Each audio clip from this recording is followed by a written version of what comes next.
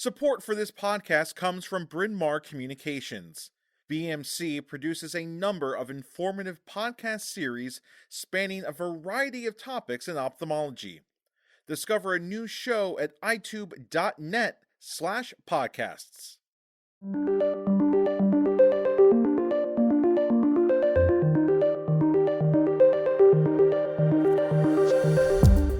Hi there, thanks for finding your way to this episode of the Mod Pod, your audio extension of Modern Optometry magazine. We're coming to you just before Thanksgiving, so although the conference season may be shifting into hibernation mode, the holiday frenzy is on the upswing. Maybe you'll enjoy this episode while food shopping, or cleaning the house, or just getting ready for company and the holidays in general. Whatever you're doing, thanks for listening. This episode features 2 articles read by their authors. The first deals with contact lenses, the second with treating chronic ocular conditions. Well, without further ado, let's hear from Jason Compton, owner of Compton Eye Associates in New York, about the importance of managing astigmatism in contact lens wearers.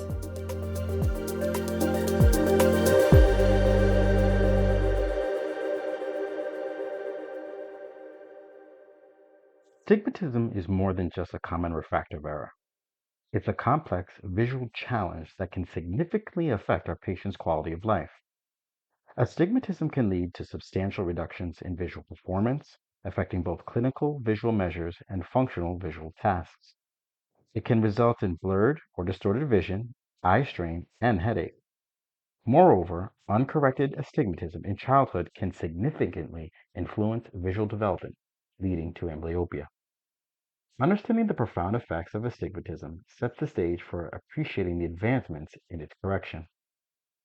Although the condition itself is not new, the methods and technology used to manage astigmatism are continually evolving.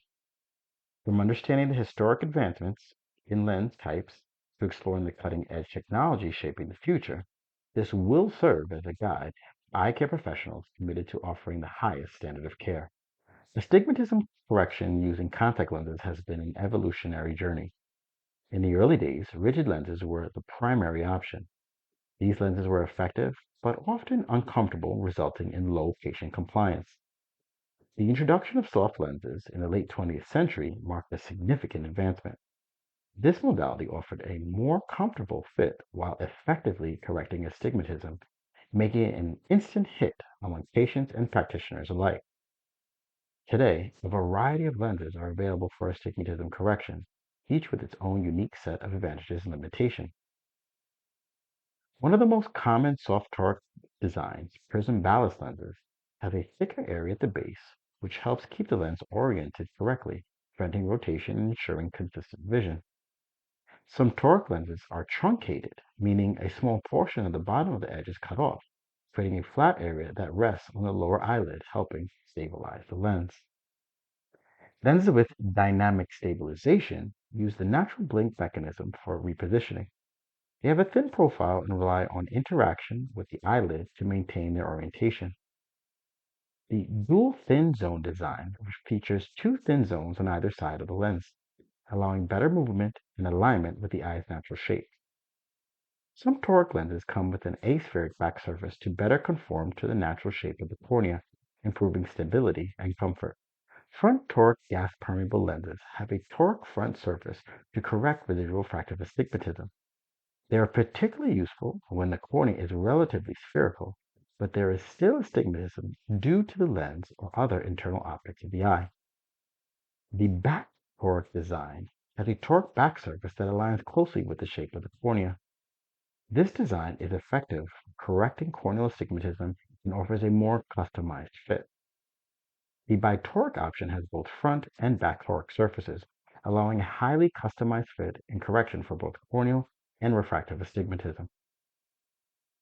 Some practitioners avoid correcting astigmatism, especially at lower levels, under the belief that the visual effect is minimal and it doesn't warrant the complexity and cost of specialized lenses. Although this concern is understandable, it overlooks the fact that even low-level astigmatism can compromise visual acuity and comfort, leading to patient dissatisfaction and noncompliance. One way to overcome this concern is through comprehensive education. By understanding the long-term benefits of astigmatism, such as improved visual acuity and reduced eye strain, practitioners and patients alike can better appreciate the value of management with specialized lenses. Aside from costs and complexities, the reluctance to correct astigmatism often stems from the overall challenges involved in its management.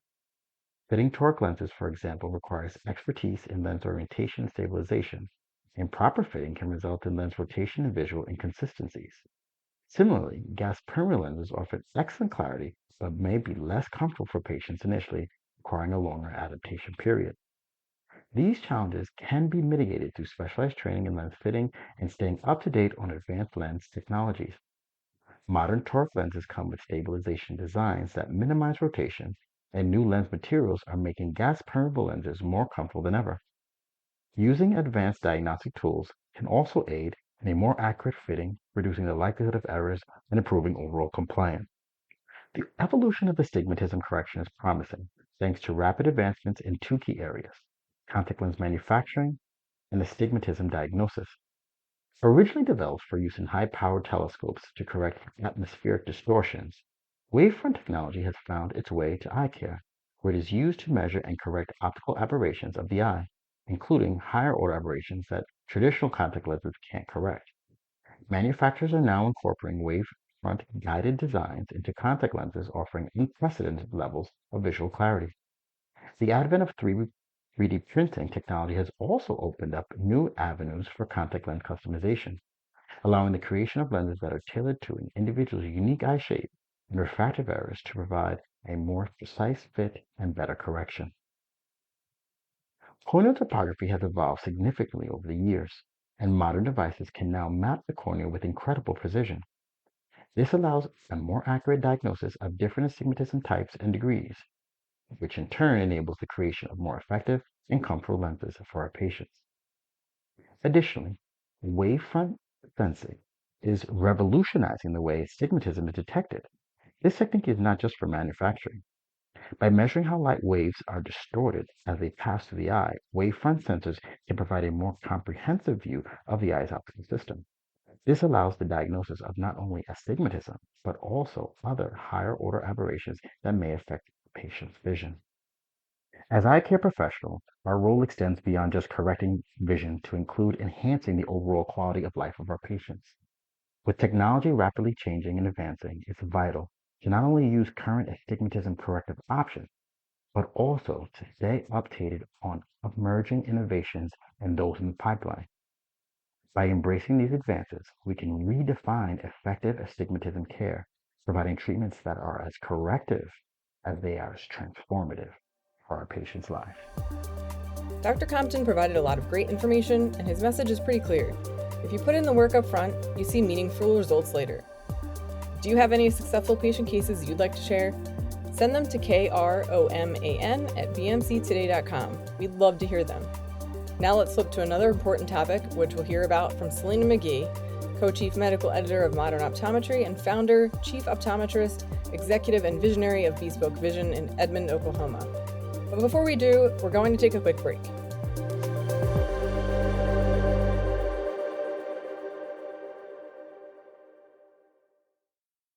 Support for this podcast comes from Bryn Mawr Communications. BMC produces a number of informative podcast series spanning a variety of topics in ophthalmology. Discover a new show at itube.net/podcasts.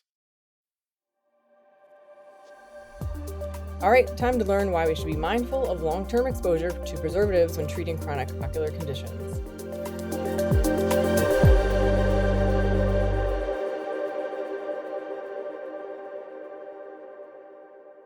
We all want our patients to achieve the best vision possible. And this begins by ensuring that their ocular surface is optimized. The tear film has the most refractive power in the visual system. An unstable tear film will result in poor, fluctuating, limited vision and can even skew surgical outcomes, causing surprises by up to 3 diopters. Left unmanaged, an unstable tear film will lead to a loss of homeostasis, cause hyperosmolarity, where epithelial cells begin to die, and light scatter, causing decreased visual quality. An unstable tear film triggers the inflammatory cascade, and eventually neurosensory abnormalities can even present. Desiccating stress, such as air, cosmetic products with certain ingredients, poor diet, lack of water or dehydration, reduced blinks, and even some medications, including eye drops, is a common cause of tear film instability, and the ocular surface is exposed to a barrage of such stresses on a daily basis.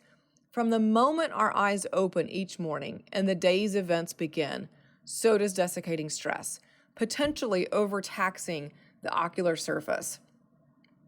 Every day, we advise our patients to use prescription and over-the-counter eye drops. As a community, we educate patients in great depth about active ingredients, the mechanism of action, and the roles that different molecules play. Drug delivery is becoming more widely understood, but what about the inactive ingredients and preservatives in those drugs? Is the very medication you have prescribed to help your patient actually harming their ocular surface? Preservatives are generally beneficial and in many cases an absolute necessity in preventing microbial growth in water-based molecules that are delivered in a multi-dose bottle. The recent outbreak of Pseudomonas in multi-dose bottles that came into the United States without going through the FDA demonstrates this point. And unfortunately, several people lost their sight and even their lives in this particular scenario. However, we now have access to formulations available in both single-use vials and preservative-free multi-dose bottles that can spare the ocular surface. Such products contain non-water-based molecules where microbes cannot grow. Therefore, no preservatives are needed in these formulations. The most widely used preservative in topical ocular therapies is benzalkonium chloride, also known as BAK, which has been around since 1940 and is found in nearly all classes of topical eye drops. Ocular symptoms that can present with long-term exposure to BAK-preserved agents include instillation discomfort, burning, stinging, foreign body sensation, itching, instillation site pain. Signs associated with BAK-preserved topical drugs include superficial punctate keratitis, conjunctival hyperemia, corneal staining, blepharitis, increased osmolarity, and reduced tear breakup time. BAK toxicity has been estimated to occur at concentrations as low as 0.005%, although in many eye drops it's often found in concentrations up to 0.04% to 0.02%. Chronicity of an ocular disease is top of mind for me in considering when to recommend a preservative-free eye drop. Dry eye disease and glaucoma are two chronic conditions we treat often, and we know that patients with glaucoma can struggle with compliance when they also have concurrent dry eye disease. These patients will typically need treatment for the rest of their lives, and the administration of topical therapies multiple times a day exposes their ocular surface to desiccating stress compounded over time. Consider the cumulative effects of the treatments you're prescribing when reaching for a prescription or topical medication, and ask yourself this question: is the patient going to need therapy every day? Is the medication dosed once daily or multiple times a day? Is the patient going to remain compliant with their therapy if their eyes feel bad due to toxicity over time? We've widely accepted the newer thinking that patients should only use preservative-free formulations of lubricating drops around refractive and cataract surgery. Why have we not adopted this mindset in some aspects of eye care, but not in others? Especially given the fact that preservative-free prostaglandins have proven to be as effective as their preserved counterparts. Selective laser trabeculoplasty, an interventional glaucoma treatment, was demonstrated in the LIGHT study to be as effective at lowering IOP as first-line drop therapy.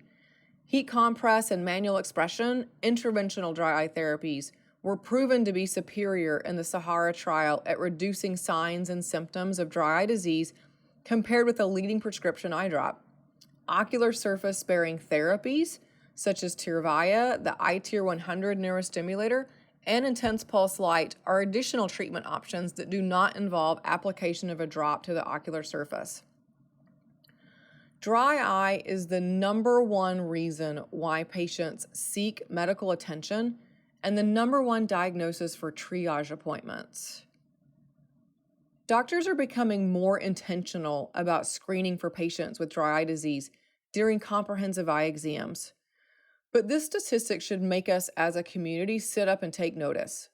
We should be looking at alternative ways to manage the ocular surface and help reduce the burden that preservatives can have in disease management. As the adage goes, just because we've always done it this way doesn't mean we should keep doing it this way. Now that we know better, we can and should deliver better strategies that protect the ocular surface as best we can for the lifetime of our patients.